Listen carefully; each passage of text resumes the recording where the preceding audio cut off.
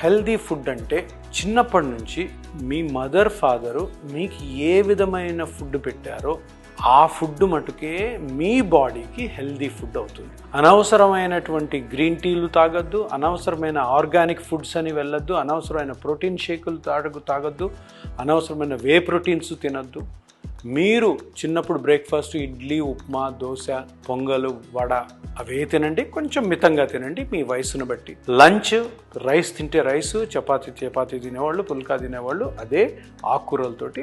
Non veg తినేవాళ్ళు కొంత non veg తిని, నైట్ కూడా మీ అలవాటైన ఫుడ్ను మటుకే తినండి తప్పితే ఈ అడ్వర్టైజ్మెంట్లు చూసి పక్కనోళ్ళు చెప్తున్నారని చెప్పి స్ప్రౌట్లు తినడము, పక్కనోళ్ళు చెప్తున్నారని చెప్పి ఇంటర్మిటెంట్ ఫాస్టింగ్ చేయడము, ఎవరో చెప్పారని చెప్పేసి కంప్లీట్ ఫాస్టింగ్లు ఉండడం, వీటి వల్ల మీరు సన్నగా అవుతారేమో కానీ మీ బాడీ మొత్తం కూడాను చెడిపోయి ఆ బాడీలో ఉన్న బ్యాలెన్స్ అంతా తప్పి మీరు అనవసరంగా కొత్త జబ్బులకు లోనవుతారు. ఎందుకంటే బాడీ అన్నది ఒక మెషిన్. మీ పెట్రోల్ బైక్ అయితే దాంట్లో డీజిల్ పోస్తే ఏమవుతుందో, ఇటువంటి ఏవైతే నేను చెప్పాను కదా అనవసరమైనవి తినడం వల్ల మీ బాడీలో బ్యాలెన్స్ తప్పి ఆ పెట్రోల్ బండిలో డీజిల్ పోస్తే ఏ విధంగా అయితే ఆ పెట్రోల్ ఇంజిన్ చెడిపోతుందో అదే విధంగా చెడిపోతుంది. అందుకని అందరికి కూడా చెప్పండి, హెల్దీ ఫుడ్ అంటే ఓన్లీ చిన్నప్పటి నుంచి మీ బాడీకి ఏదైతే అలవాటైందో ఫుడ్ అదే తినడం, అదే హెల్దీ ఫుడ్.